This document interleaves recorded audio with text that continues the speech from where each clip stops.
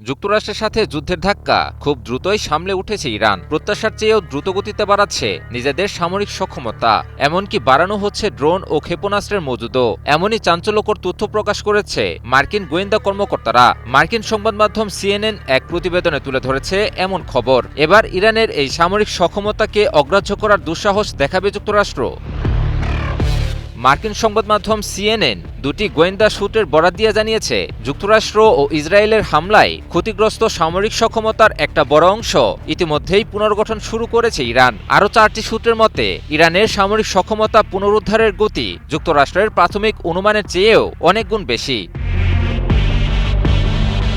গোয়েন্দা তথ্যের সঙ্গে পরিচিত সূত্রগুলোর মতে, সাম্প্রতিক সংঘাতের সময় ইরানের অনেক ক্ষেপণাস্ত্র ঘাঁটি, ক্ষেপণাস্ত্র উৎক্ষেপণ যন্ত্র ও অস্ত্র কারখানা ধ্বংস হয়েছিল। বর্তমানে সেগুলো পুনরায় সচল করা হচ্ছে। শুধু তাই নয়, পুরোদমে চলছে সামরিক সরঞ্জাম তৈরির কাজও। বিশ্লেষকদের মতে, নতুন করে যে কোনো ধরনের মার্কিন হুমকি মোকাবিলায় ইরানের এই প্রচেষ্টা খুবই সহায়ক হবে। ইরানের সামরিক সক্ষমতা পুনরুদ্ধারের অগ্রগতি মার্কিন ও ইসরায়েলি হামলার কার্যকারিতা নিয়ে নতুন করে প্রশ্ন তুলছে। কারণ এর আগে যুক্তরাষ্ট্র দাবি করেছিল ইরানের সামরিক সক্ষমতা নাকি একেবারে গুড়িয়ে দেওয়া হয়েছে। দীর্ঘদিন ইরান আর ঘুরে দাঁড়াতে পারবে না, কিন্তু পরিস্থিতি সম্পূর্ণ ভিন্ন কিছুর ইঙ্গিত দিচ্ছে।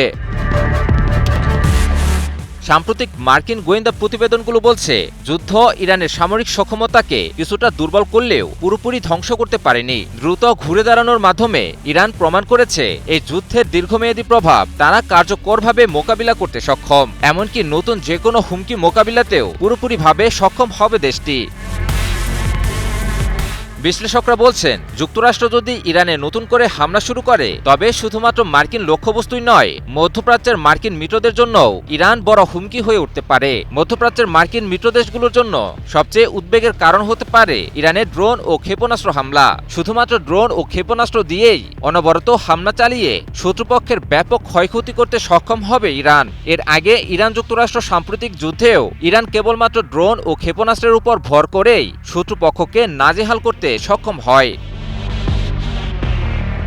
গোয়েন্দা সূত্রটি সিএনএনকে আরও জানায়, মূলত রাশিয়া ও চীনের সমর্থনে ইরান এত দ্রুত সামরিক সক্ষমতা পুনরুদ্ধার করতে সক্ষম হয়েছে। চীনা রসদ আর রাশিয়ার প্রযুক্তিগত সহায়তা এবং ইরানের নিজস্ব একাগ্রতা দেশটিকে দ্রুত সামরিক সক্ষমতা পুনরুদ্ধারে অনন্য উচ্চতায় নিয়ে গেছে।